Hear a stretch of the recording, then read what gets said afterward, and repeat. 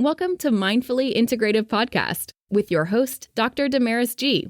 Mindfully Integrative is a podcast discussing ways toward mindfully incorporating integrative health into our lives. This podcast will have informative resources, fun topics, interviews, and discussions relatable for today with a true mindful perspective in a mind-body, holistic life approach. Hi, how are you, everyone? This is Damaris Maria Grossman, and this is the Mindfully Integrative Show. And today we have a mindful chat with Amanda Kate. She's an author and a health advocate, and she's going to talk to you more about her journey and her health journey and how she can kind of give her tips and what she's done for herself and for her clients. Thanks so much for being on the show. Oh, thank you so much for having me. It's an honor to be here. Australian, also. Yes. So, I appreciate you coming on the show so early in the morning and for taking the time. And I always ask kind of a quick fun fact that people may not know about you. Oh, goodness. I was a cheerleader for one of the local football teams back in the day. How fun was that? Oh, it was great. It was great. Our cheerleading was not quite at the standard it is these days. However, it was, I was definitely not the cheerleading type. I barely could turn left or my right. So I was like a runner kind of person. But I can imagine these, my friends when I was younger were really into it, and it was like super competitive. It's like really high, ours stuff. Not so much back when I was doing it. No, you're lucky if you even get me to say one cheer. Oh my gosh. What were your colors? What were your team colors? Navy and white. Oh, that's nice. That's nice. Yeah. Oh my God. We had horrendous high school colors. There was this yellow, ugly yellow and this light blue. It just didn't go at all. You're like, what in the world? I get it. High school has its moments. So let's chat, this is an integrative health space, but really a wellness and a whole health conversation. And I know that you're an author. So we would love to get to talk about your book. And it's the Divine Messy you were just telling me a few minutes ago. Divine Messy Human. Divine Messy Human. Oh my gosh. Yes. And what's the other line on that? A spiritual guide to prioritizing internal truth over external influence. That's important. Yeah. I think that's pretty much my, absolutely. I think that's pretty much, what you were saying before, that health journey has been, a lot more actually about the spiritual side of things and the personal side of things. So it's, I guess that's where that integrative part has come in for me is looking at that from a much more holistic perspective of what was actually going wrong. So, yeah. Was there a turning point for you, or was there something that happened when you were younger, or was it something that it kind of transitioned and said, okay, I need more faith in my life? Or was it just that I need to get healthy? It was, I feel completely and utterly broken. I almost don't think that life's worth living. Yeah. And surely this isn't it. Oh. Surely this isn't what this whole existence is supposed to be, is just feeling like crap and having, unnourishing relationships and, constantly striving for this perfection and this better and running myself into the ground to do so. It just felt completely misaligned, and it just opened up a whole bunch of questions that I'm still, I guess, asking in so many ways. I don't think I've gotten too many answers. No, but I think that's the point, right? I mean, in a health journey and in a whole health conversation, as I talk to people, especially in that spiritual sector, even if it's a conversation that maybe people may not understand. I mean, energy cannot be created or destroyed. There is a reason things happen that we don't have a reason, right? And probably you're going through I have my own, let me tell you. And I wouldn't have these conversations with individuals like yourself if I didn't go through some of that learning process. Because there's so much that we just don't know that we're learning, right? Oh, absolutely. Absolutely. And I think the biggest mistake we make is often thinking that we know more than we do. And not questioning nearly enough. That's so true. Was this a recent, or was this more when you were prior to like your marriage and your children? So I guess I started really noticing it nearly 10 years ago. It was about 2013. I was needing like 3-hour naps in the afternoon. I just was not feeling well at all. And yet doctors were running all these tests going, you're perfectly healthy. Like there's nothing wrong with you. And so then they're trying to put me on antidepressants. And that was really a massive red flag for me because I'm going, it's not depression. Like from what I hear of depression, this doesn't fit. And they're like, oh, but it's the same way that we don't just put people on the pill for, regulating period off of birth control or whatever it is. It's, the same way we'll use antidepressants for you. And I'm like, well, that doesn't fit. Like I couldn't make it fit anywhere.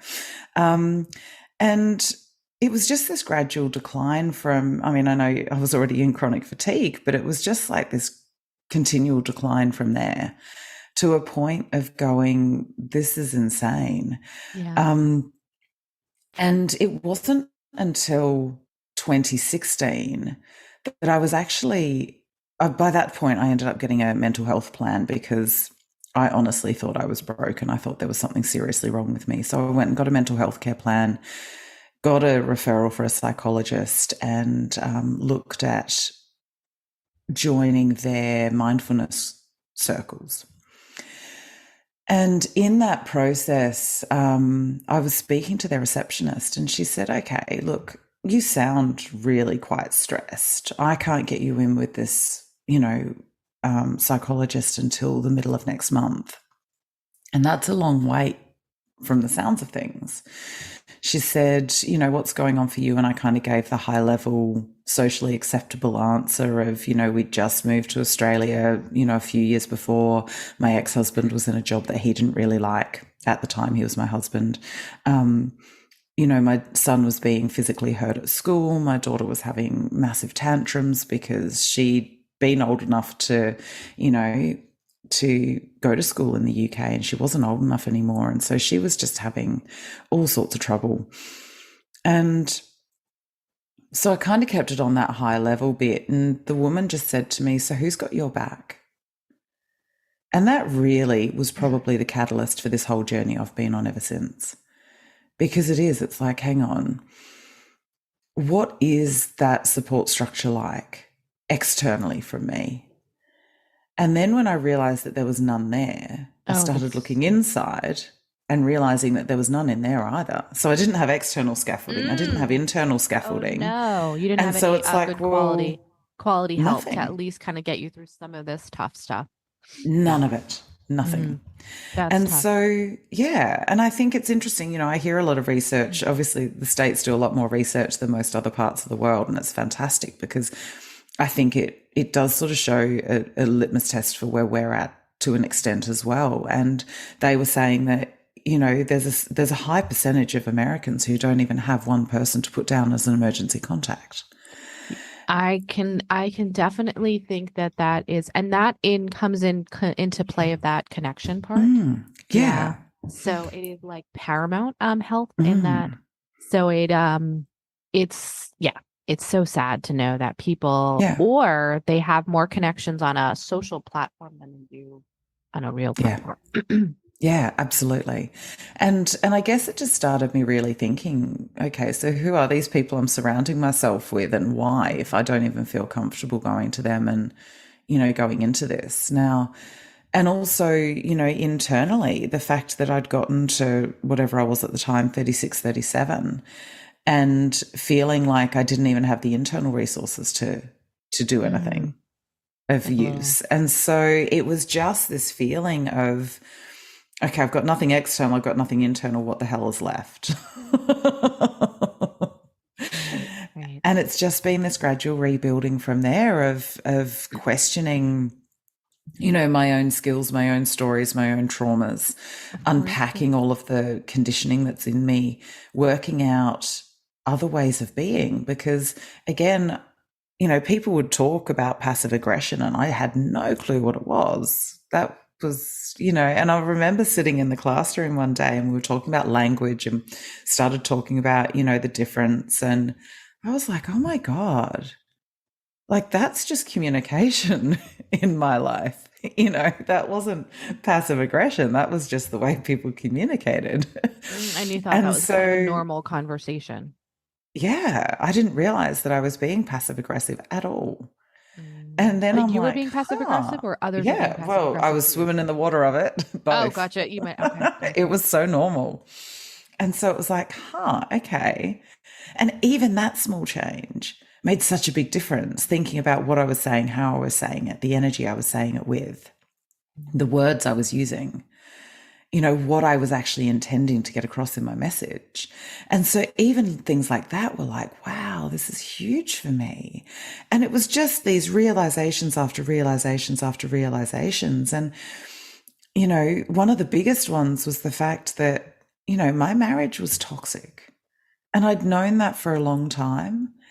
But with all of these other realizations, it was one of those things where I started going, you know what, am I living the kind of life I would like my children to be living?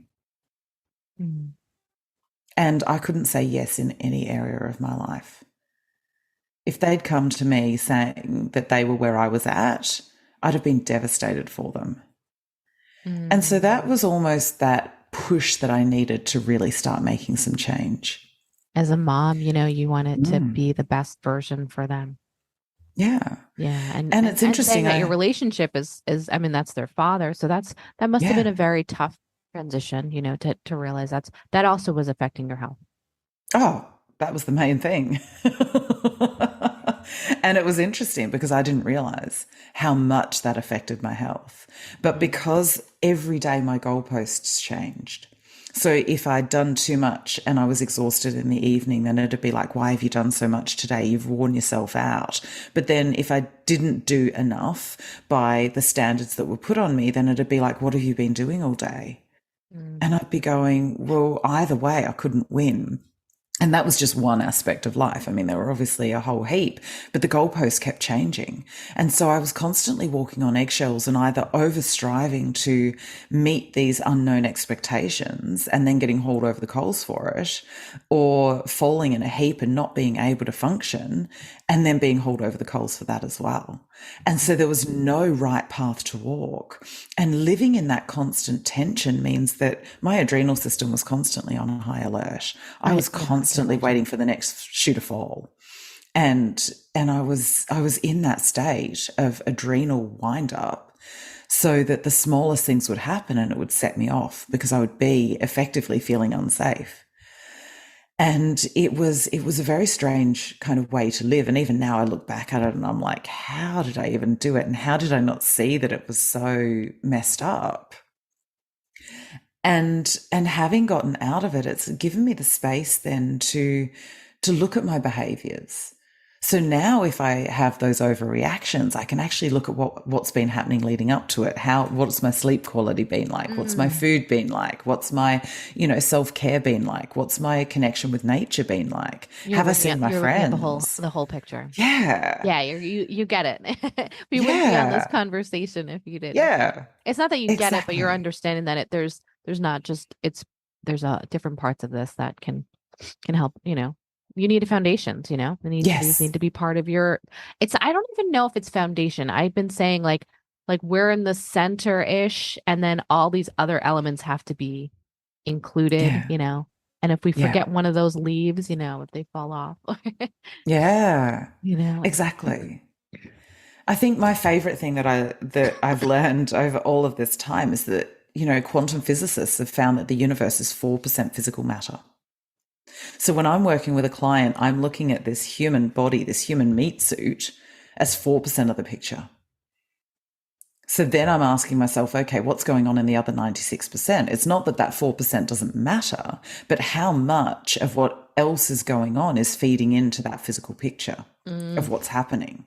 So looking at their mental, energetic, emotional, spiritual, metaphysical, relational, financial type aspects. Absolutely. And more to go, okay, what is the holistic picture of this person?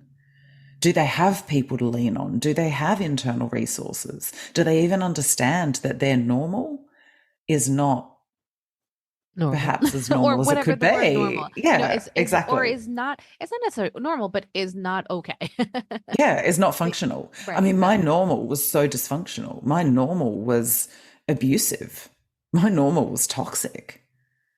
My normal was passive aggressive. My normal was so many things that I now look at and go, whoa, how did I even get to that? Yeah. Harsh. And when you're swimming in it, when you're in that water, you don't recognize you're wet because you're in the water. And until I had some brave people point out to me how different my life was, I didn't recognize it. And I remember even when I was in class and, we'd do clearings on each other and I'd say, oh, that's because of this. And they'd go, whoa, you do realize in a healthy relationship, that kind of thing isn't said or done. And I'd be like, huh?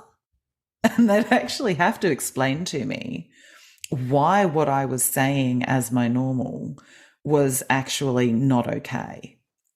And so I was constantly learning these things and unlearning these things that people had said to me or done or I'd done to them that was completely out of that, I guess, acceptable, resourceful behavior.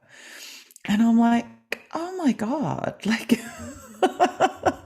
and so it was literally just realization after realization after realization. And it's been incredible because it's also helped me understand how I did get there, how I did allow that to be my normal, how I did, it seeped in so gradually that, I almost didn't realize that I was in it until I was getting out of it and people were pointing out, the discrepancies. And I'm like, okay. And now I get it now. Now that you've been away from that for such a period of time, that toxicity, do you find yourself in like an opening and clearing in a better space, obviously, but is your health even done a full turnaround? Your chronic fatigue changing, your overall, like, have you noticed your physical health is just whirlwind better?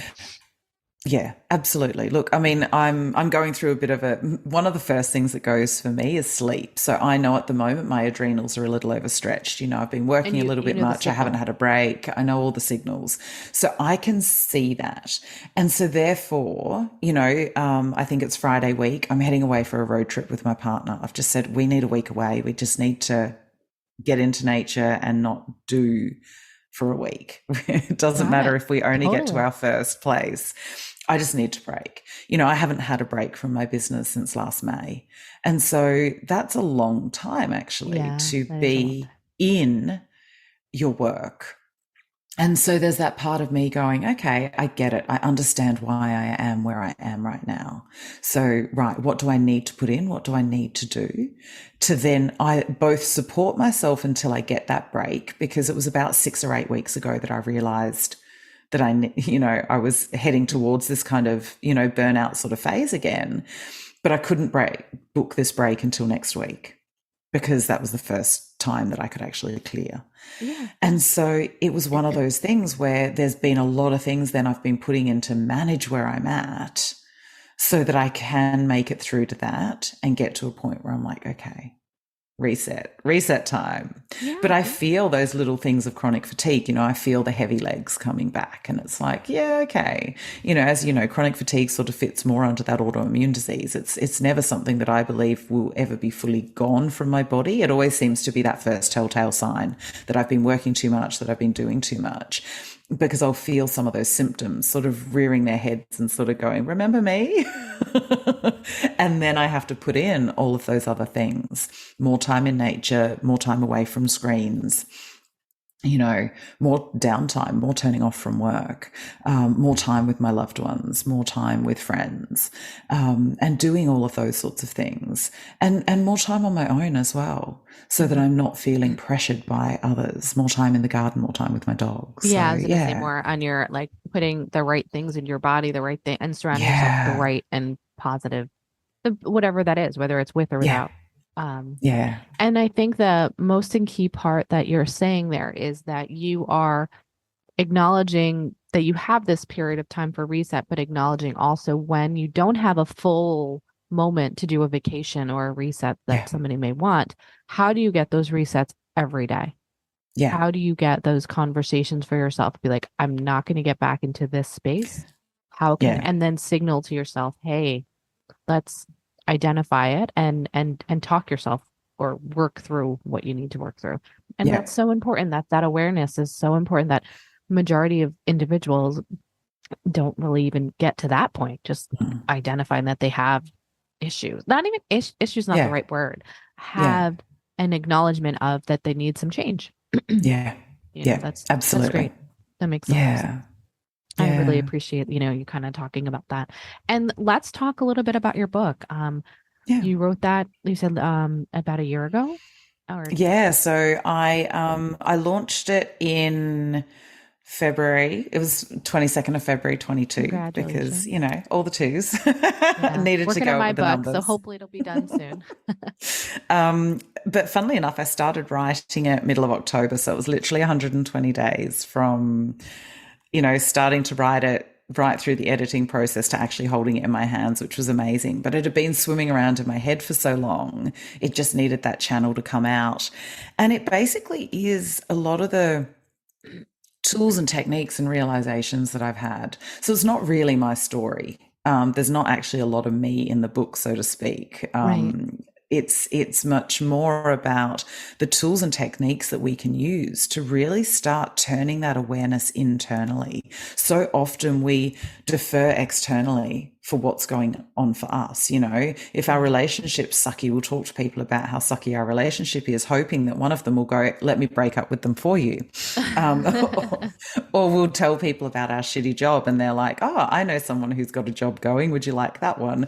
We kind of want other people to fix stuff. And, even from little, something's wrong with you, or we'll take you to the doctor or go see a parent or go see a teacher. We're always told to look outside of ourselves for the answers. Right. Of course. Yeah. And it deadens this internal knowing. It's like we scream over this internal voice that knows what path we should be on, that knows what is right for us and right for our body.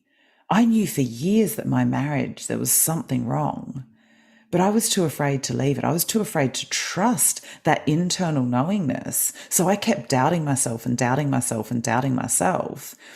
Yet I look at it and think, if I'd left years earlier, how much heartache would I have saved everybody, including my husband? We wouldn't have gotten into that really toxic place that we'd gotten to, because I'd have recognized it and gone, actually, you know what? My truth is screaming that it's not right for me. Therefore, it's not right for any of these people in this. He deserved a better love. I deserved a better love. And my children deserved better examples of what love could be. And so for everybody, the right thing was actually not that.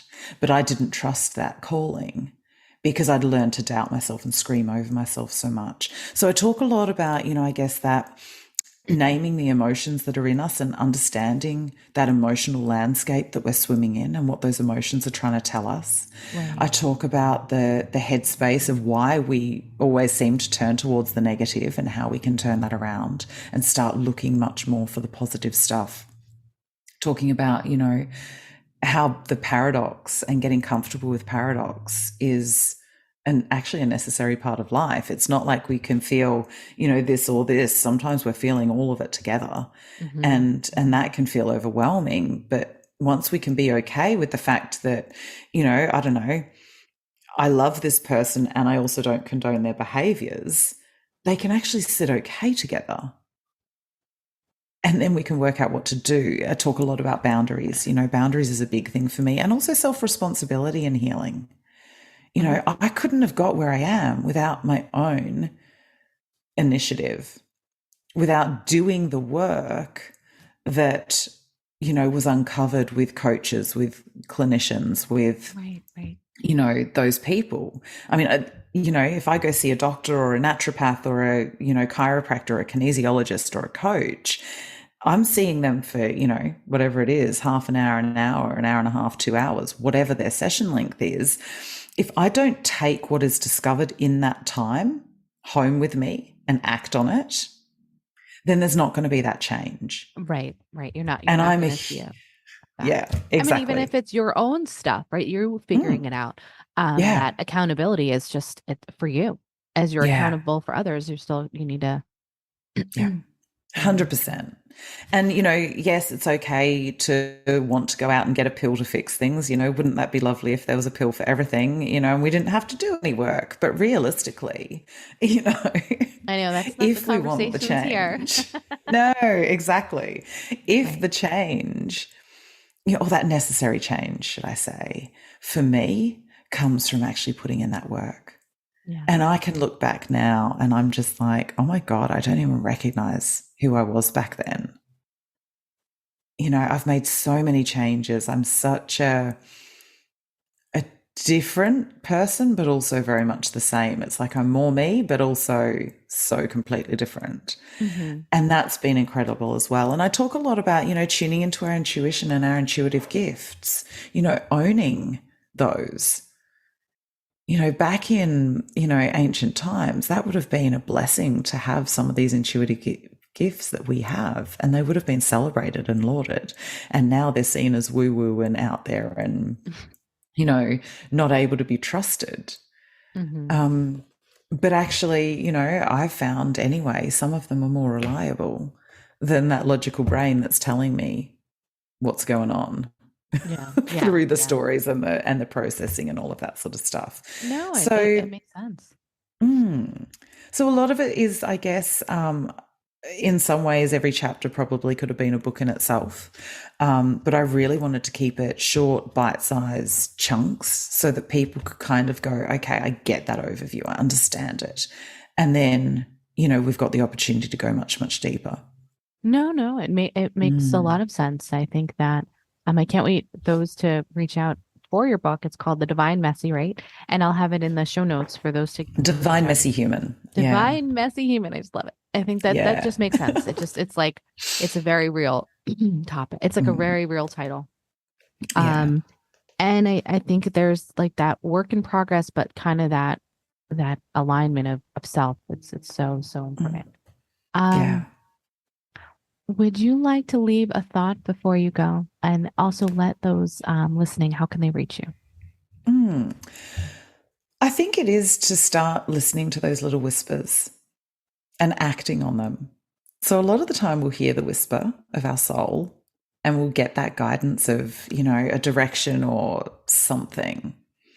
And then we're like, where did that come from? Why is that there? Or should I trust it? Shouldn't I? And then we get distracted by all the shiny things outside of us. And I think the more that we can tune in and hear those little whispers and act on them and realize, hang on, this is showing me something that is actually really positive for me. Mm-hmm. You get more of it and you get more of it. And that internal knowingness gets louder and louder. And so the more we can, I think, practice listening to that whisper, the better our life becomes, because we're starting to follow our soul, not what everyone else thinks we should be doing. So that for me is probably the biggest thing that I work on, really, both for myself and with clients. Well, so thank you. My website is www.amandakate.com.au, and I'm on most of the social channels. I think most of the links are actually on my website. So for Facebook, for Instagram, I think LinkedIn, they're all sort of there. So I'd love to connect. That's great. I can't wait for those listening to reach out to you and just to find more about you and at least take a read on your book. So thank you again, Amanda, for coming on the show. Oh, it's my absolute pleasure. Thank you so much for having me. And I hope you get some rest time for yourself and reset. It's coming. And thank you guys for listening in. And I appreciate you tuning in to the Mindfully Integrative Show. And make sure, like I said, find a mindful way each and every day. Thank you for listening to the Mindfully Integrative Show with Dr. Damaris Maria Grossman, family nurse practitioner. This podcast is for informational and educational purposes only and is not to substitute for professional medical advice, diagnose, or treat. Always consult your healthcare provider before making changes to your healthcare routine. Make sure to subscribe so you don't miss an episode. If you enjoyed our show, please support us by leaving a mindful review on Apple Podcasts or your favorite streaming platform. Interested in being a guest? or more information, email us at info@mindfullyintegrative.com. For resources mentioned in the show, visit our website at www.mindfullyintegrative.com. You can also connect mindfully with Dr. Damaris on her social media links found on the site. May your strength and peace guide you to find a mindful way every day. Namaste.